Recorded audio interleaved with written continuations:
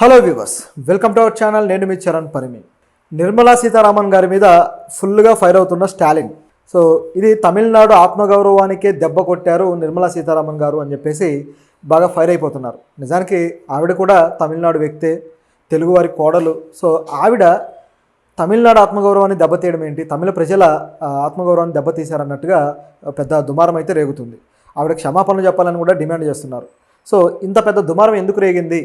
కేంద్ర ఆర్థిక మంత్రిగా ఇప్పటికే 2 టర్ములు చేసి ఇప్పుడు 3వ టర్మ్ కూడా ఆవిడ కొనసాగుతూ ఉన్నారు. సో ఒక టవరింగ్ పర్సనాలిటీ ఇప్పుడు ప్రస్తుతం భారతీయ రాజకీయాల్లో. అటువంటి వ్యక్తి ఇటువంటి విమర్శ ఎదుర్కోవడం, అది కూడా తన సొంత రాష్ట్రంలోనే ఎదుర్కోవడం కొద్దిగా ఆశ్చర్యకరంగా ఉంది. అయితే నిర్మలా సీతారామన్ గారు ప్రత్యక్ష రాజకీయాల్లో రాజకీయపరమైన వ్యాఖ్యలు కానీ రాజకీయపరమైన యాక్టివిటీస్ కానీ ఏవి చేయరు. తన శాఖకు సంబంధించి కూడా ఆ బడ్జెట్ ప్రవేశపెట్టడము, అప్పుడప్పుడు ప్రభుత్వం మీకు అవి ఇచ్చింది ఇవి ఇచ్చింది అనడం తప్ప ప్రజలు చెప్పేవేవి కూడా బడ్జెట్కి సంబంధించి ఆవిడ పెద్దగా ఆలకించదు. మనం గతంలో కూడా చూసాం, ఒక వీడియో బాగా వైరల్ అయింది. సో ఇదే ఈ జిఎస్టీల విషయంలో కావచ్చు, వీటిల్లో. అయితే ఇక్కడ అటువంటిదే మరొక సంఘటన జరిగిందనమాట. ఇది కాస్త వివాదాస్పదమైంది నిజానికి. ఏంటంటే కోయంబత్తూరులో హోటల్స్ యజమానులకు సంబంధించిన ఒక సమావేశం జరిగింది. సో దానికి మొత్తం కోయంబత్తూరు హోటల్స్ యజమానులు అందరూ వచ్చారు. అదేవిధంగా హోటల్స్ అసోసియేషన్ చైర్మన్ శ్రీనివాసన్ అని చెప్పేసి ఆయన కూడా హాజరయ్యాడు. సో వీళ్ళందరూ ఒక అరేంజ్మెంట్లో ఆ మీటింగ్లో నిర్మలా సీతారామన్ గారితో మాట్లాడారు. అయితే దీంట్లో కొన్ని విషయాలు, అది ప్రైవేట్ కార్యక్రమం లాంటిది ఒక రకంగా, అయితే కొన్ని విషయాలు వాళ్ళు షేర్ చేసుకున్నారు. నిర్మలా సీతారామన్ గారితో ఈ హోటల్స్ అసోసియేషన్ చైర్మన్, అలాగే అన్నపూర్ణ రెస్టారెంట్ అనే చైన్కి సంబంధించిన యజమాని ఆయన. ఆ అన్నపూర్ణ రెస్టారెంట్ చైన్ దాదాపు 100 లొకేషన్స్లో ఉన్నాయి. సో అంత ఫేమస్ అనమాట. అయితే ఆ యజమాని శ్రీనివాసన్ గారు ఆవిడతోటి ఒక విషయం అయితే వివాదాస్పదంగా మాట్లాడినట్టుగా ఆవిడకి అనిపించింది. సో ఆ విషయం ఏంటంటే, హోటల్కి సంబంధించి జిఎస్టీ అనేది ఏ విధంగా ఇబ్బంది పెడుతుంది హోటల్స్ని, ఈ జిఎస్టీ వల్ల ఎలా నష్టపోతున్నారనే విషయాన్ని ఆవిడకి తెలియజేశాడు అక్కడ. సో దాంట్లో ఆయన మెన్షన్ చేసిన విషయాలు కూడా భలే గమ్మత్తుగా ఉన్నాయి. గమనిస్తే క్రీమ్ బన్ను మీద 18% జిఎస్టీ ఉంది, కానీ బన్ను మీద జిఎస్టీ లేదు. అలాగే క్రీమ్ మీద అయితే కొంత జిఎస్టీ ఉంది, లైక్ 5% జిఎస్టీ. లైక్ స్వీట్ మీద 5% వేశారు. సో అది క్రీమ్ కూడా ఆ కేటగిరీలోకి వెళ్ళి 5% వస్తుంది. సో బన్ను మీద జిఎస్టీ లేదు, కానీ క్రీమ్ బన్ను మీద మాత్రం 18% జిఎస్టీ ఉంది. అలాగే ఒట్టి స్వీట్ మీద మాత్రం 5% జిఎస్టీ ఉంది. ఇప్పుడు జనాలు ఏం చేస్తున్నారంటే, హోటల్స్కి వెళ్ళిన వాళ్ళు క్రీమ్ బన్ ఆర్డర్ ఇవ్వాలనుకునే వాళ్ళు ఈ 18% జిఎస్టీకి భయపడి అలా కాకుండా విడిగా బన్ను తీసుకురండి, అలాగే విడిగా క్రీమ్ తీసుకురండి అంటున్నారట. సో గమ్మత్తుగా ఉంది కదా. ఈ 2 చేస్తే వాళ్ళు 2 కలుపుకొని క్రీమ్ బన్ చేసుకొని తింటారు. దానివల్ల వాళ్ళకి కేవలం 5% జిఎస్టీ మాత్రమే పడుతుంది. సో ఇది ఇక్కడ జరిగిన సంఘటన. అంటే 13% జిఎస్టీ ఆదా. ప్రభుత్వం జనాల దగ్గర జేబులో చిల్లర పెట్టి తీసుకోవాలి అనుకుంటే జనాలు కూడా అంతే తెలివి మీరుతారు, వాళ్ళ జాగ్రత్తలు వాళ్ళకు ఉంటాయి. కాకపోతే అందరూ ఆ విధంగా చేయలేరు. కొంతమందికి అది మంచిగా అనిపించదు కదా. ఒక పెద్ద స్టార్ హోటల్కి, మంచి హోటల్కి వెళ్ళి అది ఇది విడిగా తీసుకురా అంటే చిల్లర కోసం కకృతి పడ్డట్టే ఉంటుంది. కాబట్టి వాళ్ళకి అదొక ఇబ్బందికరంగా తయారైంది. అసలు ఇదేంటి, క్రీమ్ బన్ మీద జిఎస్టీ ఏంటి, ఇటువైపు చూస్తే స్వీట్ మీద ఏమో తక్కువ జిఎస్టీ, మరి విడివిడిగా తీసుకురావాల్సిన పరిస్థితి ఏర్పడుతుంది కదా. మీరు దీని మీద ఏదైనా న్యాయం చేయండి, వేరే విధంగా ఏదైనా అడిగి చూడండి ప్రభుత్వాన్ని అని చెప్పేసి చాలామంది కస్టమర్లు హోటల్స్కి విన్నపం చేస్తున్నారట. ఇది హోటల్స్ కూడా ఇబ్బందికరంగా తయారైంది. దీంతోపాటు మరికొన్ని కూడా జిఎస్టీలు ఏ రకంగా ఇబ్బంది పెడుతున్నాయని చూస్తే, సావరీస్ మీద కూడా 12% జిఎస్టీ ఉంది. ఇక వేరే ఫుడ్ ఐటమ్స్ చాలా వాటి మీద 18% ఈ రకమైన జిఎస్టీ చాలా వాటి మీదే ఉంది. సో ఇదంతా గమనించి చూసినప్పుడు జిఎస్టీ విపరీతమైపోయి ఆ నష్టాల్లోకి పోయే పరిస్థితి కూడా వస్తుంది. సో దాంతో ఈ విషయాన్ని ఆమె ముందు పెట్టాడు శ్రీనివాస్. దాంతో ఆవిడ అప్పుడు ఏ సమాధానం చెప్పలేదు. సహజంగా నిర్మలా సీతారామన్ గారికి ఆ సబ్జెక్ట్కి, ఆవిడ ఏ సబ్జెక్ట్ అయితే డీల్ చేస్తుందో అదే సబ్జెక్ట్కి సంబంధించిన క్వశ్చన్ అడిగితే ఆవిడ ఆన్సర్లు చెప్పలేరు. ఒకసారిగా స్టన్ అయిపోయి ఆగిపోతారు, నన్ను ప్రశ్నలు అడిగారే అని చెప్పి. ఇంకా గట్టిగా మాట్లాడితే కొంచెం దబాయిస్తారు కూడా. ఇంతకుముందు ఆల్రెడీ ఒకటి పాపులర్ అయింది, ఉల్లిపాయల సంబంధించిన బడ్జెట్. ఉల్లిపాయలు రేట్లు పెరుగుతున్నాయి అంటే నేను ఉల్లిపాయలు తినను నాకెందుకు అన్నారు ఆవిడ. అంటే సామాన్యుల కష్టాలు కాదు, ఆవిడ అవసరాలకు సంబంధించి మాత్రమే రేట్లు చూసుకుంటారేమో. బహుశా ఆమె ఉపయోగించే ఏవైతే ఉన్నాయో వాటి వరకు రేట్లు తగ్గించి మరి బడ్జెట్లో పెడుతున్నారో ఏమో.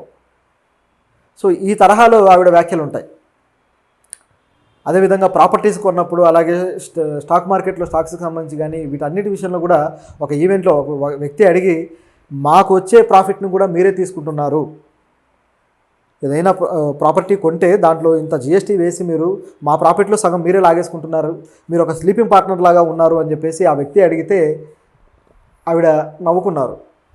సరే మీరు దీనికి సమాధానం చెప్పండి, ముంబైలో మేము ఒక ఫ్లాట్ కొంటాము కానీ ఆ ఫ్లాట్ రేటు ఎంత ఉందో దాంట్లో సగానికి సగం జిఎస్టీ ఉంటుంది, మేము అది కట్టలేకపోతున్నాం కదా, ఏంటి పరిస్థితి అని అడిగితే నేను స్లీపింగ్ పార్ట్నర్ కదా సో నేనేం మాట్లాడకూడదు అని చెప్పేసి తప్పించుకున్నారు. అది జోక్ అని ఆవిడ ఫీల్ అయ్యి ఆవిడే నవ్వుకుంటున్నారు. తన జోక్కి తానే నవ్వుకునేవాడిని ఏమంటారు? సో దానికి ఒక పేరు ఉంది. సరే అదలా ఉంటే ఇక్కడ ఆవిడ ఈ విధంగా అన్న తర్వాత ఆ ఇష్యూ కూడా పెద్ద వివాదమైంది. మొత్తానికి ఆవిడ మీద కౌంటర్లు పడ్డాయి. ఇది ఎలక్షన్కు ముందు జరిగింది. ఇప్పుడు చూసుకుంటే ఇదే విషయం మీద ఇంతవరకు బాగానే ఉంది, సరే ఆవిడ ఏ సమాధానం చెప్పలేదు అనుకుంటే సాయంత్రానికి బీజేపీ తమిళనాడు ఏదైతే సోషల్ మీడియా అకౌంట్ ఉందో అందులో ఒక వీడియో వైరల్ అయింది. అదేంటంటే ఆవిడని ఎవరైతే ప్రశ్నలు అడిగారో ఆ శ్రీనివాసన్ ఆవిడకి క్షమాపణ చెప్తున్నాడు. నేను ఏ రాజకీయ దురుద్దేశాలతోటో రాజకీయ కారణాలతోటో మిమ్మల్ని ప్రశ్నలు అడగలేదు, మాకున్న ఇబ్బందిని తెలియజేశాము, మీరు ఏమైనా నొచ్చుకుంటే క్షమించండి అని చెప్పేసి ఆవిడకి క్షమాపణ అడిగాడు. సో ఒకసారిగా అది బాగా వైరల్ అయిపోయింది. తమిళ పీపుల్ అంతా కూడా వైరల్ చేసేశారు. ఒక వ్యక్తి తనకు సంబంధించిన కష్టాన్ని ప్రభుత్వానికి చెప్పుకుంటే దానికి క్షమాపణ చెప్పాలా? ఇదేంటి అంటే తమిళనాడు ఆత్మగౌరవాన్ని దెబ్బతీస్తారా? తమిళ వాళ్ళు ఈ విధంగా అడిగితే వాళ్ళ చేత క్షమాపణ చెప్పిస్తారా అని చెప్పి ఒక్కసారిగా దుమారం రేగింది. సో దాంతో అంతా కూడా గందరగోళ పరిస్థితి ఏర్పడింది. చివరికి శ్రీనివాసన్ కూడా వివరణ ఇచ్చుకున్నారు. ఏంటంటే నేను కావాలని ఏది మాట్లాడలేదు, కానీ ఆ విధంగా వైరల్ అవ్వడంతో ఇక తప్పలేదు, సో ఈ విధంగా రియాక్ట్ అవ్వాల్సి వచ్చింది అన్నట్టుగా అన్నారు. అయితే ఇది వైరల్ అయిన తర్వాత ఆయన్ని బెదిరించి ఉండాలి, నిర్మలా సీతారామన్ గారికి సంబంధించిన వ్యక్తులు బెదిరించి మరీ ఆవిడకి క్షమాపణ చెప్పించి దాన్ని వీడియో తీసి పెట్టుంటారు. అంటే ఆవిడకి అతను వేసిన ప్రశ్నలన్నీ ఒక కౌంటర్గా మారాయి. సో ఈ కౌంటర్గా మారిన తర్వాత వాటికి ఆవిడ సమాధానాలు సరిగా చెప్పలేకపోతే ఆవిడ ఫెయిల్యూర్ కనిపిస్తుంది. అక్కడ ప్రభుత్వం జిఎస్టీలు వేసి దోచుకుంటుంది అన్నట్టుగా కనిపిస్తుంది. సో దాన్ని రూపుమాపాలి అంటే ఆవిడకి ఏ విధంగా సమాధానం చెప్పాలో కూడా తెలియలా. మామూలుగా మోడీ గారు అయితే ఏదో టెలిప్రాంప్టర్ ఏదో వాడి చెప్పేస్తాడు, ఆయన పెద్ద ఎకానమీలో పండితుడు కూడా కాదు. సో ఇక్కడ చూసుకుంటే నిర్మలా సీతారామన్ గారు ఆవిడ పేరుకి ఆర్థిక మంత్రి అయినా ఎకానమీ గురించి బాగా తెలిసిన వ్యక్తిలాగా కనపడ్డా ఆవిడ కూడా ఎప్పుడు దీనికి సంబంధించి సమాధానం చెప్పలేదు. సో అలా దీన్ని కౌంటర్గా మారకుండా కట్ చేయడం కోసం ఆయన చేత క్షమాపణ చెప్పించి ఆయనే తప్పు చేశాడన్నట్టుగా ఒక కలరింగ్ ఇచ్చింది సీన్కి. దాంతో తమిళ ప్రజలకి ఎక్కడో కాలింది. సో ఈ విధంగా రియాక్ట్ అయ్యేసరికి చివరికి ఇది పోస్ట్ చేసిన అన్నామలై, తమిళనాడు బీజేపీ అధ్యక్షుడు అన్నామలై ఇమీడియట్గా ఆ పోస్ట్ని డిలీట్ చేసి తాను క్షమాపణ చెప్పాడు. ఇప్పుడు తిక్క కుదిరింది వాళ్ళకి. సో తమిళనాడు ప్రజలకి అన్నామలై క్షమాపణ చెప్పాల్సిన పరిస్థితి ఆయన తెచ్చుకున్నాడు. అంటే ఈ శ్రీనివాసన్కి చెప్పలేదు, కానీ ఏ తమిళ ప్రజల్లో అయితే తన ఓటర్లుగా ఉన్నారో, ఎవరినైతే ఓట్లు వేయండి దేశాన్ని మారుస్తామని అన్నామలై అడుగుతూ వచ్చాడో వాళ్ళే అతన్ని తప్పుపట్టారు. చివరికి వాళ్ళకే అతను క్షమాపణ చెప్పుకొని దాన్ని డిలీట్ చేశాడు. సో ఇప్పటికైనా ఈ సంఘటనతోటి ఆయనకు అర్థమై ఉండాలి. అయితే ఇదంతా జరిగిన తర్వాత ఇది ప్రభుత్వం దృష్టికి కూడా వెళ్ళింది, కొద్దిగా లేట్గా వెళ్ళింది. వెళ్తే అంటే మొన్న జరిగింది. సో ఇది ఈరోజు దృష్టికి వెళ్ళేసరికి స్టాలిన్ గారు గట్టిగా రియాక్ట్ అయ్యారు. అసలు తమిళనాడు ప్రజలంటే ఏమనుకుంటున్నారు? తమిళనాడు ప్రజల మీద మీరు ఈ విధంగా బెదిరింపులకు పాల్పడతారా? క్షమాపణలు చెప్పిస్తారా? మా ఆత్మగౌరవాన్ని దెబ్బతీశారా మీరు అని చెప్పేసి బీజేపీ ప్రభుత్వాన్ని కడిగేయడం మొదలుపెట్టాడు. ఇదిలా ఉంటే నిర్మలా సీతారామన్ గారు తమిళనాడుకు కూడా మేము చాలా గ్రాంట్స్ ఇచ్చాము, నిధులు ఇచ్చామని చెప్పేసి ఆవిడ ప్రకటించారు. దాంతో ఆయనకి ఇంకా తిక్కరేగింది. సో స్టాలిన్ గారు తమిళనాడుకు మీరు రూపాయి కూడా ఇవ్వలేదు, తమిళనాడు ప్రభుత్వం కేంద్రం నుంచి ఏమీ తీసుకోలేకపోయింది, సో మా గ్రాంట్లు మేమే ఇస్తున్నాము దేశానికి అన్నట్టుగా ఆయన కూడా చెప్పడం జరిగింది. మన బడ్జెట్లో తమిళనాడుకు ఒకటంటే ఒకటి కూడా ఏ ప్రాజెక్టు కేటాయించలేదు. సో చాలా అన్యాయంగా వదిలేశారు సౌత్ స్టేట్స్ని. తమిళనాడే కాదు, కేరళకు కూడా ఏ ప్రాజెక్టు లేదు, కర్ణాటకకు కూడా ఏ ప్రాజెక్టు లేదు, కేవలం ఆంధ్రప్రదేశ్కి మాత్రమే ఉంది, తెలంగాణకు కూడా ఏది లేదు. ఆంధ్రప్రదేశ్కి ఎందుకు ఉందయ్యా అంటే కేవలం ఆ మంత్రుల వల్ల, ఎవరైతే ఎంపీలు ఉన్నారో వాళ్ళ వల్ల వచ్చింది అది.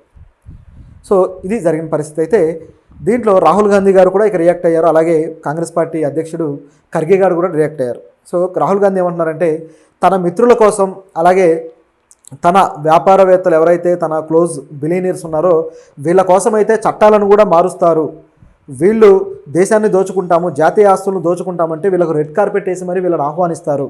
కానీ ఒక ఇటువంటి హోటల్ యజమానులు కావచ్చు, లేదా సామాన్య మధ్యతరగతి వాళ్ళు కావచ్చు, వీళ్ళ మీద మాత్రం పన్నుల భారం వేసి వీళ్ళ మీద దోపిడీ చేసి మరీ దోచుకుంటారు అని చెప్పేసి రాహుల్ గాంధీ కూడా రియాక్ట్ అయ్యారు. పైగా ఇట్లా క్షమాపణ చెప్పించడం చాలా పెద్ద తప్పు అని చెప్పేసి రాహుల్ గాంధీ అన్నారు. మరోవైపు ఖర్గే కూడా ఇదే పద్ధతిలో వ్యాఖ్యానించారు. కేంద్ర ప్రభుత్వం ఈ జిఎస్టీ పేరుతోటి సామాన్యుల మీద ఆర్థిక దాడి చేస్తుంది అని చెప్పేసి ఖర్గే గారు అన్నారు. ఆ మాట నిజానికి వాస్తవం. ఏదైనా రెస్టారెంట్కి కుటుంబంతో వెళ్ళి తినాలంటే ఇక పర్సు సగం జీతం, నెల జీతం అక్కడ పెట్టేసి రావాలేమో అనే పరిస్థితి ఈ జిఎస్టీ వల్ల వచ్చింది. మధ్యతరగతి వాడికి ఏ అమెరికాలో, స్విట్జర్లాండ్లో లేకపోతే మాల్దీవ్స్లో వెళ్ళి ఎంజాయ్ చేయలేరు. కొన్ని మోదీ గారి లాగా లక్షద్వీపులకు ఒంటరిగా ఫ్లైట్లో వెళ్ళిపోయి తిరగలేరు. మధ్యతరగతి వాళ్ళకి ఎప్పుడో ఒకసారి ఏ హోటల్కి వెళ్దామో, సినిమాకి వెళ్దామో అనే పరిస్థితులు ఉంటాయి. అవే వాళ్ళకి పెద్ద పండగ. వాటి మీద విపరీతమైన జీఎస్టీలు వేసి పడేసి మీరు ఇంట్లోనే కూర్చోండి, బయటికి రావద్దు, సొసైటీలో మీరు తిరగద్దు అన్నట్టుగా చేశారు. సో ఇటువంటి చాలా సమస్యలు అయితే ఉన్నాయి. సో నిర్మలా సీతారామన్ గారు ఈ ఇష్యూలో మాత్రం బాగా వివాదాస్పదం అవడం అనేది ఆవిడ యాక్టివిటీస్ని మరోసారి తాను చెక్ చేసుకోవడానికి ఇది ఒక అవకాశం. తను ఏ పొరపాట్లు అయితే చేశారో బడ్జెట్ల విషయంలో కావచ్చు, సో ఈ విధంగా జీఎస్టీల విషయంలో